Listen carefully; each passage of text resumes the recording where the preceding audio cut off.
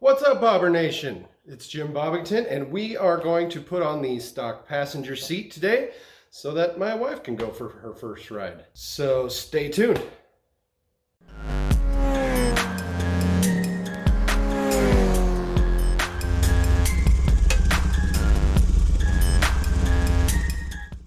Okay, so for the most part, this job is very simple. We've got 4 bolts. 2 on each side, and that takes a 6mm hex bit and an extension. These are pretty tight typically, so it's kind of a pain in the ass to get them off. They're long. There's one. Might want to make sure and hold this metal frame so it doesn't ding your fender on the way off. Also, it'll swing down and just knock on stuff. So just gently set it down.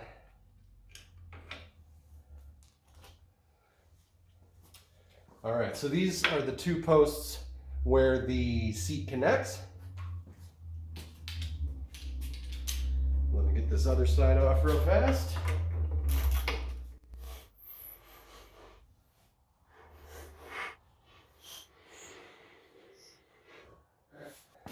One thing you'll need to do is pull this rubber off.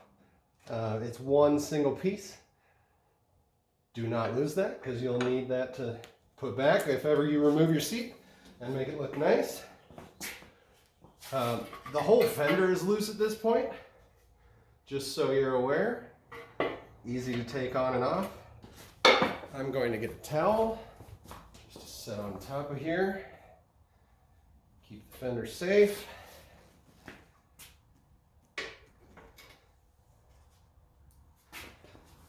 You've got 4 bolts that came with the seat. I'm just going to get each of them started a little bit. All right, let's see how I can pull these out.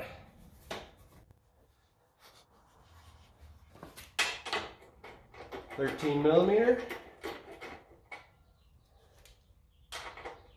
1/2 inch appears to do the trick too. Not sure which one is exactly the right answer. But I'm going to get all these hand tight. Might be able to take my son for a quick little ride after school today too. He still needs to get used to riding. He's been on one ride, we made it a few blocks, and that was about it.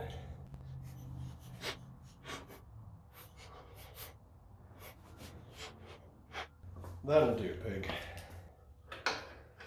So you might be able to see this, the fender kind of moves a little bit. Of course, you need to put this up first. So, kind of tricky to find this, get the hole in. While I'm in here, I'm gonna get rid of this freaking QR code that's been bugging the shit out of me. Come here, you little monkey.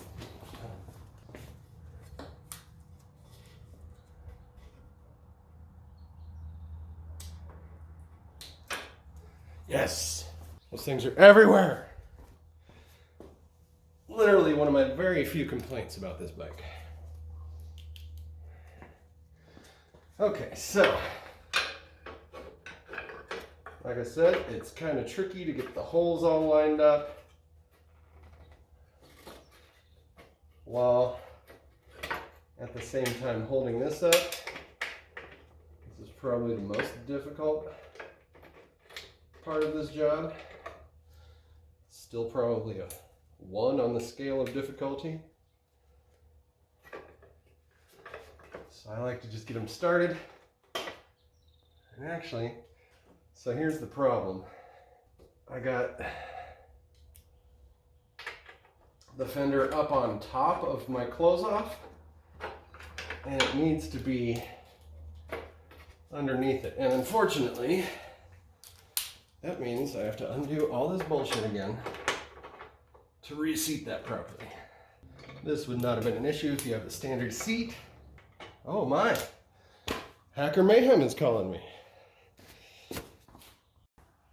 All right, so that was good news from Hacker Mayhem, or Hacker Exhaust rather, the specific model of exhaust is Mayhem.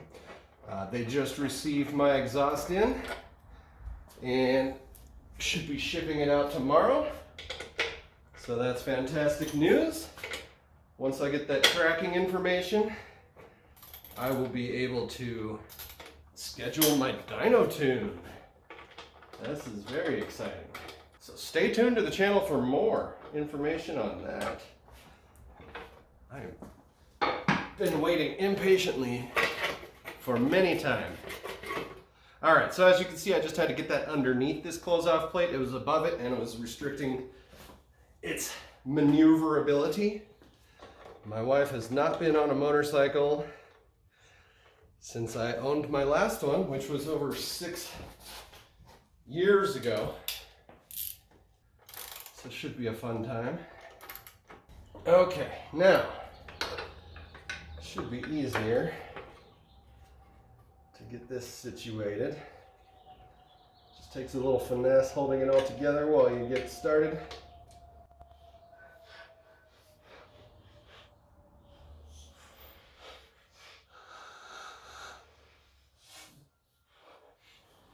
Again, don't lose these.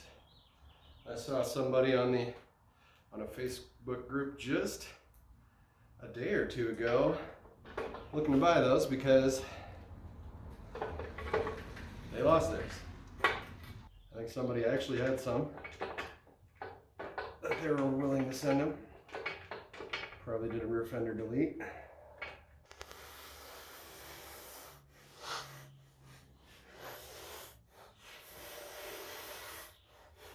And there you have it. Oh, a beautiful passenger seat for your wife or significant other or child. Right on, guys. Well, it's not the worst looking thing I've seen with a passenger seat on it, but not the same effect for the seat. Anybody wondering? Yes, this seat fits perfectly with the 1920. No issues there. Sweet. Well, thanks for watching, guys. Once again, this is Jimbobbington reminding you, don't be a skid mark. We'll see you next time.